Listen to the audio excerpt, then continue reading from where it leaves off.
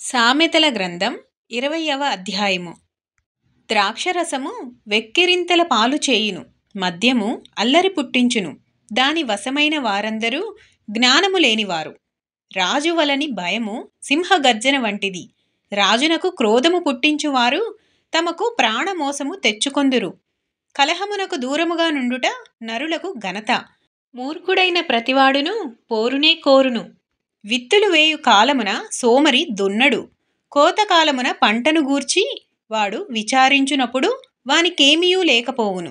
నరుని హృదయములోని ఆలోచన లోతు నీళ్ల వంటిది.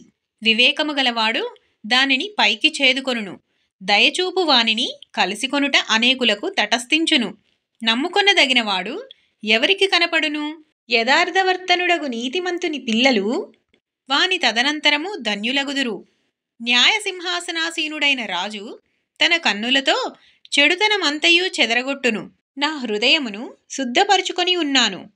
పాపము పోగొట్టుకొని పవిత్రుడనైతిననుకొనదగిన వాడెవడు? వేరువేరు తూనికరాళ్ళు, వేరువేరు కుంచములు, ఈ రెండును యెహోవాకు హేయములు. బాలుడు సహితము తన నడవడి శుద్ధమైనదో కాదో, యథార్థమైనదో కాదో తన చేష్టల వలన తెలియజేయును. వినగల చెవి, చూడగల కన్ను, ఈ రెండును యెహోవా కలుగజేసినవే. లేమికి భయపడి నిద్రయందు ఆసక్తి విడువుము. నీవు మేల్కొని ఉండిన ఎడల ఆహారము తిని తృప్తి పొందుదువు. కొనువాడు జబ్బుది జబ్బుది అనును, అవతలికి వెళ్ళి దాని మెచ్చుకొనును. బంగారును విస్తారమైన ముత్యములును కలవు. తెలివినుచ్చరించు పెదవులు అమూల్యమైన సొత్తు. అన్యుని కొరకు పూటబడిన వాని వస్త్రమును పుచ్చుకొనుము. పరుల కొరకు వానినే కుదువ పెట్టించుము.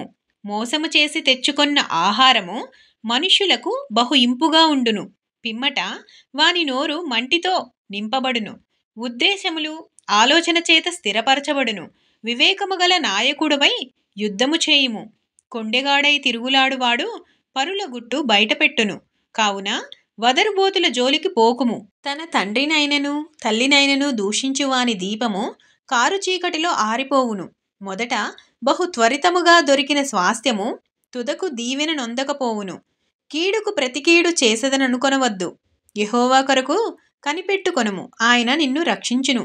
వేరువేరు తూనికరాళ్ళు యెహోవాకు హేయములు. దొంగ త్రాసు అనుకూలము కాదు. ఒకని నడతలు యెహోవా వశము. తనకు సంభవింపబోవునది ఒకడెట్లు తెలుసుకొనగలడు? వివేచింపక ప్రతిష్ఠితమని చెప్పుటయు, మ్రొక్కుకొనిన తరువాత దాని గూర్చి విచారించుటయు ఒకనికి ఉరియగును.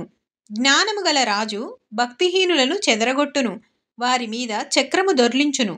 నరుని ఆత్మ యెహోవా పెట్టిన దీపము, అది అంతరంగములన్నీయూ శోధించును. కృపాసత్యములు రాజును కాపాడును. కృప వలన అతడు తన సింహాసనమును స్థిరపరచుకొనును. యవ్వనస్తుల బలము వారికి అలంకారము. తలనెరుపు వృద్ధులకు సౌందర్యము. గాయములు చేయు దెబ్బలు అంతరంగములలో చొచ్చి చెడుతనమును తొలగించును. ఆమెన్ ప్రభువా.